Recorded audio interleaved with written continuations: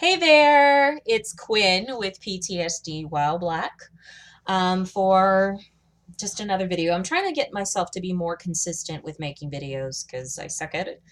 Um, but anyhow, um, I think the overarching theme for this month for me has been this idea of letting go of things that don't serve me. And that includes not just throwing stuff out like physical possessions, but also like limiting beliefs, limiting ideas, and limiting relationships with other people. Um, I'm kind of just like, I don't know. It's either I have held on to certain relationships and in doing so, kind of like if I try to be as sweet, patient, and kind and loving or what have you with a certain person, then I'll eventually be respected or I'll be loved. And like the universe is like, nope, mm-mm, not gonna do it. You're not gonna be loved. That person gets to be exactly as they are. And so I'm learning that not everyone is for me at all times, and that's okay. And especially since the concussion, I have a much more literal mind, and I need clear communication and I think I would say clear and non-threatening communication. So for people who like to speak in code or read between the lines, I can't allow them to have prominent roles in my life. Or people who are abusive in their communication or impatient, I can't allow them to have prominent roles in my life. So it's like just kind of, I'm kind of getting to see that the universe is doing this kind of thing of like, you're going to have to let this go. You're going to have to let some of these relationships go. Um, and so it's been interesting because like I think I've shared in those videos. Ow, I've got my TENS unit on. I just did physical therapy.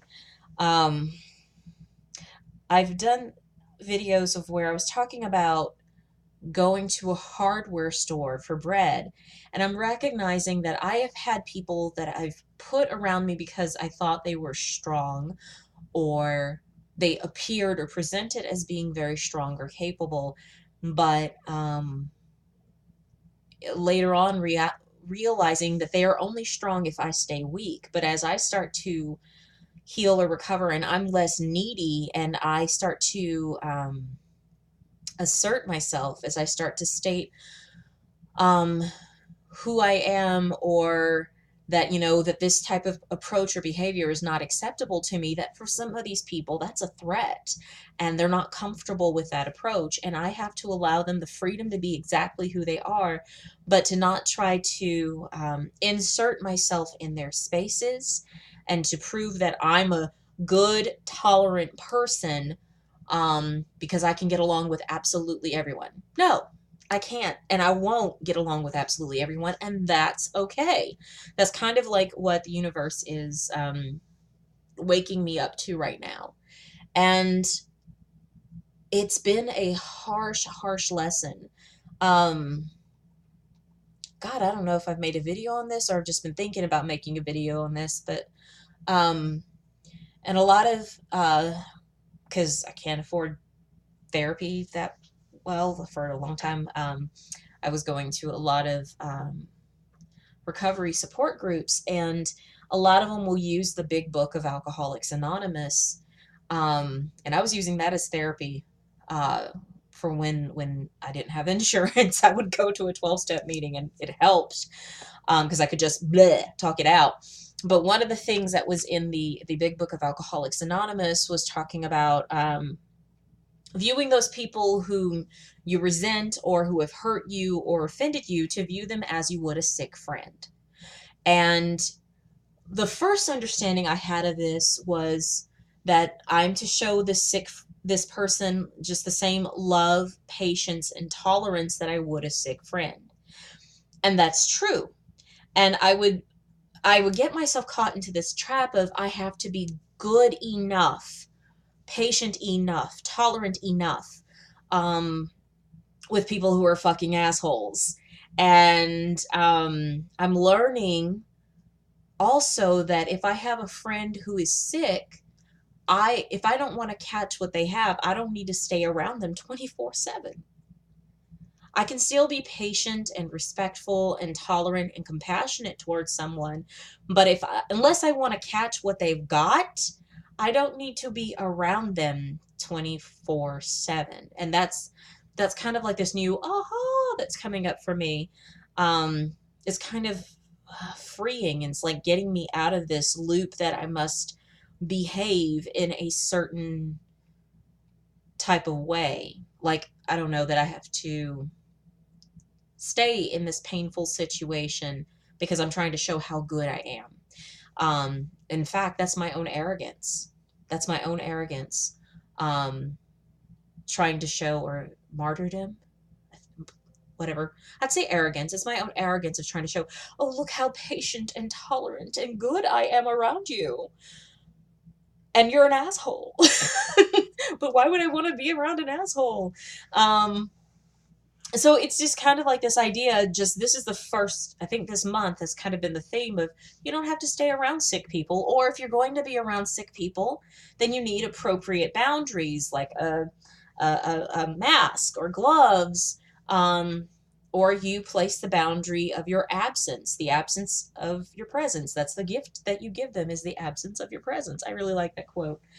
Um, and I'm just like appreciative that this is something else for me to examine, because as a Black woman, I try so hard, especially a Black woman who grew up in the South, I try so hard to get validation and approval from people who don't give a shit about me because they are actively practicing internalized white supremacy. And I'm learning that I can take off that burden of stop trying to prove my goodness, my humanity, or my worth to somebody. Um, and instead just allow them to be exactly as they are and to limit my presence with them. And that's um, a pretty interesting concept. And yeah, I'm having trouble focusing now because my shoulders, like, you moved it too much. I hurt. So I think I'll end there, but I think that's just a very interesting thought of um, allowing people to be exactly as they are. And for me, I don't want to end there because there's um, one meditation that I did this week because I was like very upset with someone in my life and how they can be very manipulative when you're talking to them, or demeaning, or minimizing. Is that the word? Diminishing? No, maybe minimizing. They belittle kind of like what your experience is or what you're going through. And I was finding myself very irritated by this person. And I recognized like that I wasn't accepting them for exactly who they are. That um, that this may be a defense that this person has developed over years of having dysfunctional family and being raised in a dysfunctional environment, and that's what they did to survive that dysfunctional environment. And so whether I'm functional or dysfunctional around them, they are going to be exactly as they are, and they may be practicing that dysfunction in their other relationships, and that I'm not accepting them for who they are. And it was a really interesting meditation. I think I made a video on this. I don't know. But it was an interesting meditation to allow them to be exactly who they are, but for me to take the responsibility to admit to myself what are my instincts that are threatened by this person's behavior, whether that's social, security, or sexual instincts. I think that's the way they put it, is the three S's. And it was important for me to acknowledge what's being hurt by this person's approach, and for me to look at what is the nature of my wrong. Um, am I trying to, am I not accepting them? Am I trying to control them? Am I being dishonest about their approach? Am I being fearful, like afraid of making a mistake, or afraid of being wrong? That's the same thing. Fear of abandonment, or having fear of abandonment. That's really real with me. Um, Am I being selfish? Am I being self-centered? Am I dwelling in self-pity around this person's behavior? I allowed myself to kind of inventory my feelings around this and um, do the meditation and the prayer of kind of just allowing those parts of me, those natures of my wrong, to be released and to be removed. And it was really nice because, like, within an hour of doing this exercise, I was just able to, the animosity wasn't there. I didn't care about that person. Um, and that I could treat them like you would a sick friend with tolerance, patience, and compassion. So, yeah, this rant about, I don't know what the hell I'm going to call this, but yeah, it's just recognizing um, how much time and energy I spend around sick people and how much space I allow sick people to have in my own mind. So that's a thought for whatever it's worth. All right, till next time. Peace.